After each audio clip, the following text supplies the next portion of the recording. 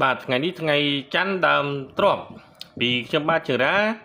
CR សំណងទទួលមកការសាងសង់និងជួសជុលផ្ទះ25ខេត្តក្រុងសូមអនុញ្ញាតគោរពពុកម៉ែអ៊ំពូមីងបងប្អូនជាទីគោរពក្រោយពីបានធ្វើការជាមួយនឹងម្ចាស់ផ្ទះមួយរយៈគាត់សង្កេតមើលឃើញទឹកដៃនិងភាពស្មោះត្រង់របស់ក្រុមជាងខ្ញុំបាទម្ចាស់ផ្ទះគាត់សម្រេចចិត្តឲ្យខាងខ្ញុំបាទឈូសឆាយដីបរិវេណជុំវិញផ្ទះនឹងឲ្យម៉ៅគីឡូបន្ថែមជុំវិញផ្ទះដែលមានចំនួន800ម៉ែត្រការ៉េសម្រាប់ក្រុមជាងខ្ញុំបាទម៉ៅធ្វើការបន្តទៅមុខទៀតហើយក៏សូមអរគុណម្ចាស់ផ្ទះដែលមានទំនុកចិត្តមកខាងក្រុមជាង CR ខ្ញុំបាទ